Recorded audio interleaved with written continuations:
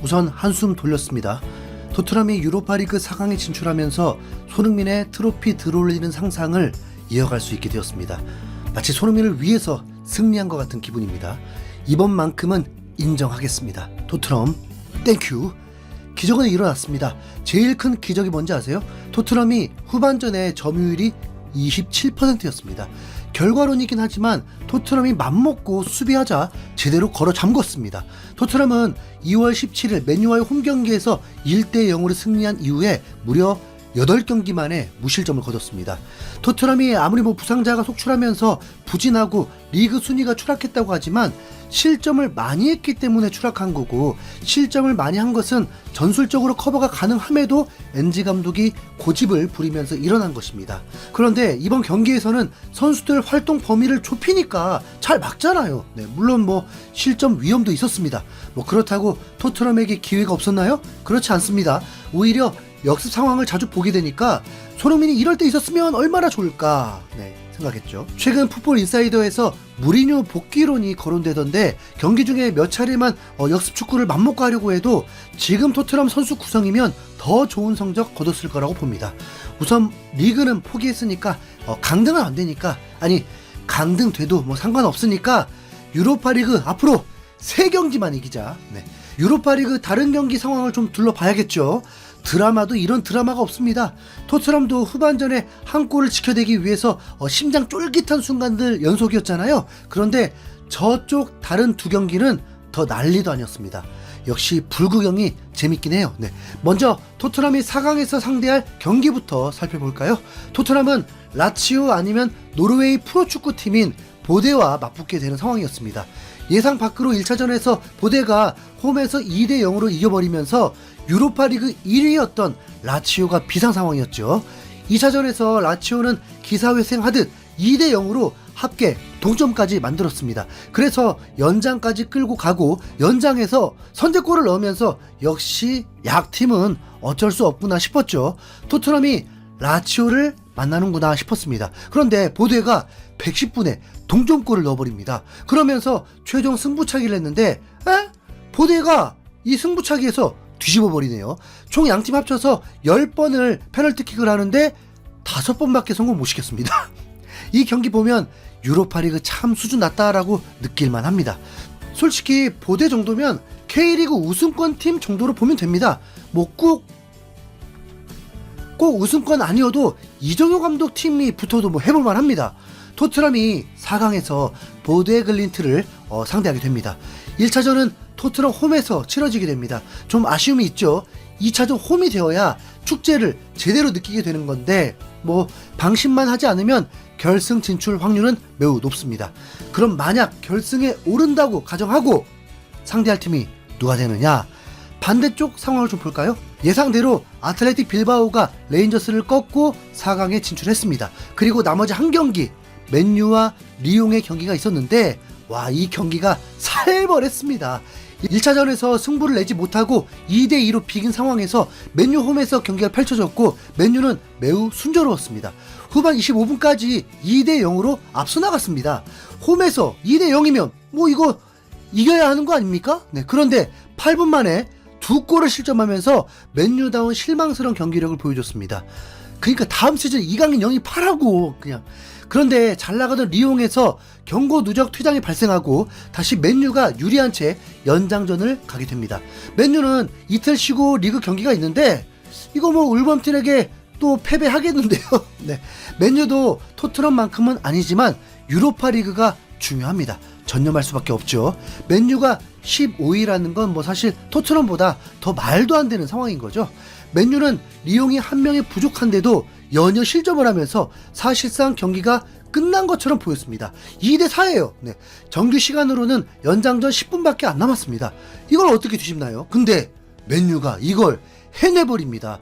정말 끝인 줄 알았는데 갑자기 페널티킥을 얻어내면서 6분 남겨놓고 1점 차가 되었고, 경기 중에 맥과이어가 박스 안에서 상대가 유니폼을 잡고 끌어당기면서 넘어졌는데 휘슬을 불지 않으면서 강한 불만을 표출했습니다. 경기가 과열되기 시작했죠. 리옹은 어쨌든 10명이었다는 거. 네. 그러더니 갑자기 마이누가 결정적 한 방으로 동점을 만들고 다시 1분 만에 맥과이어가 헤딩슛으로 대역전을 시켜버리면서 8만 관중을 열광케 만들어버렸습니다. 이게 경기 10분 전까지만 해도 맨유 팬들 울고 있었거든요. 이걸 뒤집었습니다. 올드 트래포드에서 5대4 9골이 나와버렸습니다. 사실 맨유가 5대4까지 나온 과정 자체가 굴욕이긴 한 건데 어쨌든 토트넘이 결승에서 상대할 팀이 맨유가 될 수도 있습니다. 각 나오죠. 네. 여러분들 잠시만요. 휴대폰, 인터넷, 정수기 가만히 두면 최대 128만원 손해입니다. 10년 만에 단통법 폐지된 거 아시죠? 휴대폰 전원지원금 최대 50만원에 비밀 지원금까지, 인터넷 TV는 최대 48만원, 가전 렌탈 최대 30만원, 설치 당일 즉시입금, 약정 끝날 때마다 현금을 꼬박꼬박 받을 수 있습니다. 법이 정해준 지원금이니 당연히 챙겨야 합니다. 전국 가입자 수 1위 아정당, 가입수당도 가장 많이 받아서 현금도 최대로 줄 수 있죠. 만약 다른 곳보다 혜택이 적다면 차액의 120%를 보상해주는 제도까지 있어요. 24시간 365일 밤낮 없이 전화, 카톡 무료 상담에 초고속 설치도 가능합니다. 이사 청소도 유명한 홈서비스 전문기업 아정당. 얼마나 자신 있으면 이사 당일 불만족 시 전액 환불해주는 보장 이사도 가능합니다. 휴대폰, 인터넷, 가전 렌탈, 이사 청소까지 정당하게 받자. 아정당. 발 부상으로 런던에 남아있던 캡틴 손흥민은 경기가 끝나자마자 곧바로 토트넘의 4강 진출에 감격하면서 글을 남겼습니다. 너희 모두가 너무나 자랑스럽다, 잘했다, 계속 이렇게 가자! 라면서 자기 없이도 원정 경기에서 승리한 동료들에게 응원과 축하의 메시지를 보냈습니다. 아마 가장 가슴 졸이면서 경기를 본 사람이 바로 손흥민이 아닐까 하는데요. 네, 그 다음 나. 네. 부상으로 뛰지 못하는 걸 매우 아쉬워하면서 끝까지 응원으로 함께한 듯합니다. 그래도 여기까지 팀을 끌고 온 게 손흥민이고, 또 앞으로 4강에서 골 폭발시키면서 결승 가고 또 우승하면 되니까요. 네. 그때를 위해서 지금은 회복에 집중하면서 힘을 아껴놔야 할 때입니다. 참고로 프랑크푸르트가 홈경기에서 무득점을 한 지가 1년이 넘었다고 하는데 이번에 토트넘이 그 기록을 깨면서 이겼습니다. 영국에서 이 방송을 중계한 TNT 스포츠도 이 사실을 전달하면서 프랑크푸르트가 홈경기에서 득점에 실패한 것은 1년도 더 전에 일어났던 일이다. 로메로와 반더벤이 멋진 수비를 보여줬다라면서 로메로와 반더벤의 센터백 콤비가 프랑크푸르트를 무득점으로 묶었다고 극찬했습니다. 실제 평점 사이트들의 평점에서도 로메로가 8.4점으로 최고점을 받았는데 오늘 경기 주장 완장을 달고 잘 해줬습니다. 성격만 죽이면 참 완벽할 것 같은데 어쨌든 오늘 월클 수비수라고 하는 모습을 제대로 보여주며 잘했습니다. 반더벤도 진짜 없어서는 안 될 보물인데 초반에 1대1 찬스를 막는 슈퍼태클 덕분에 토트넘이 살았거든요.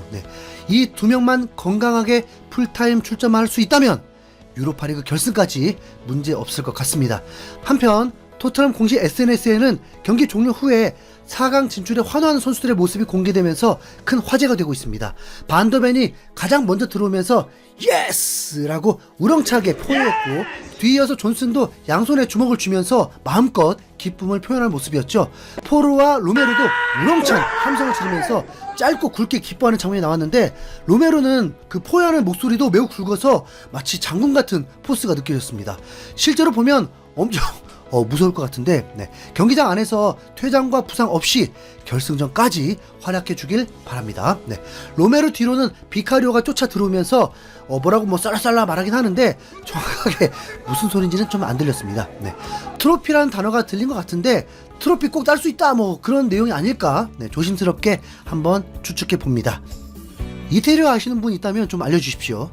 페널티킥 골을 넣은 솔랑케는 조용하게 내적 기쁨을 표현하면서 지나갔고 부상을 감수하면서 헌신 플레이를 한 메디슨은 컴온을 외치면서 매우 기뻐했습니다.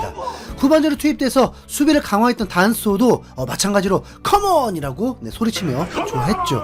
유로파리그의 전신은 UEFA 컵이었는데 토트넘은 이 대회에서 1984년에 우승한 이후에 41년 만에 우승을 하는 셈이 됩니다. 해외 팬들은 이미 손흥민이 유로파리그의 트로피를 들고 있는 사진까지 합성하면서 우승에 대한 희망을 불태우고 있는데요.